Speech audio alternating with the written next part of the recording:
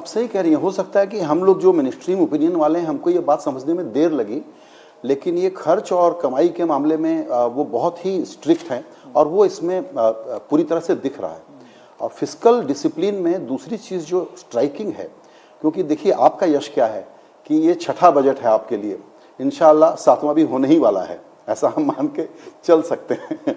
तो उसमें ये है कि ये लालच नहीं है कि कोई ऐसा काम करो जिससे कि सब्सिडी ज़्यादा देनी पड़ जाए।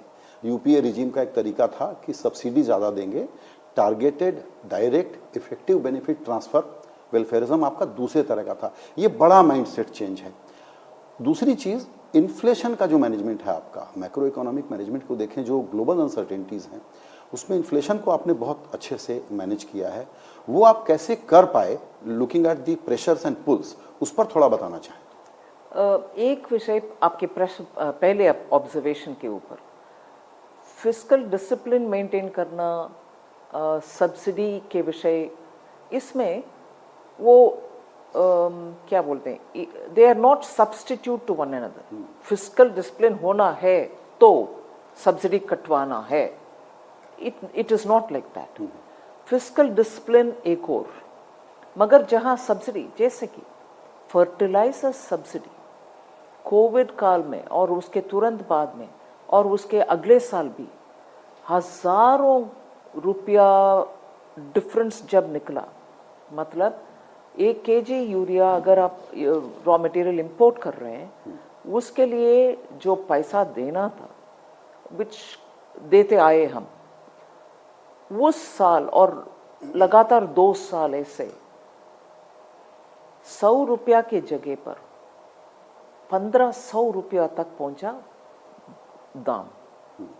फिर भी हम इंपोर्ट किए और फिर भी उस प्राइस को, उस डिफरेंस प्राइस को क्या बोलते हैं, इंक्रीज्ड कॉस्ट को किसान के ऊपर नहीं डाला। जितने भी बोझ आया वो हमारे ही ऊपर ले लिया और किसान को फर्क नहीं पड़ा ग्राउंड में कि इस प्राइस राइस से पहले जितना देते थे, बोरी 290 या 300 रुपया, उतना ही उसके बाद भी दिए।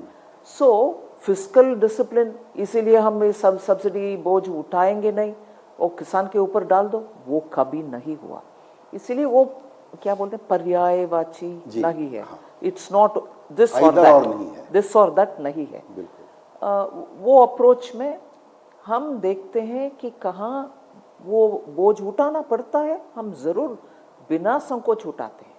So that is one thing. Second, आपने ये प्रश्न पूछा कि फिस्कल डिसिप्लिन आपके पास कंफर्ट लेवल होने के बावजूद भी आप ये पॉपुलिज्म में नहीं गए। जैसे मैं पहले बताया, पॉपुलिज्म नहीं, एम्पावरमेंट के रास्ते में हर योजना जब तैयार होती है, लोगों तक उनको जो बेसिक नेसेसिटी पहुंचना है वो पहुंचाने के लिए हर कोशिश करो। उसके बाद उनके अपने मर्जी कहाँ क्या उनके परिवार के लिए वो करना चाहते हैं। ये नहीं है कि उनके हैंड होल्डिंग ऐसे करो जिससे उनका अपने डिसीजन मेकिंग का भी ताकत बचता नहीं है, ऊपर से वो डिपेंडेंट हो जाता है। वो नहीं है एम्पावरमेंट। हम एम्पावरमेंट के रास्ते में, ना कि एंटाइटलमेंट के रास्ते में चलने वाले लोग हैं, इसीलिए वो सही बैठे।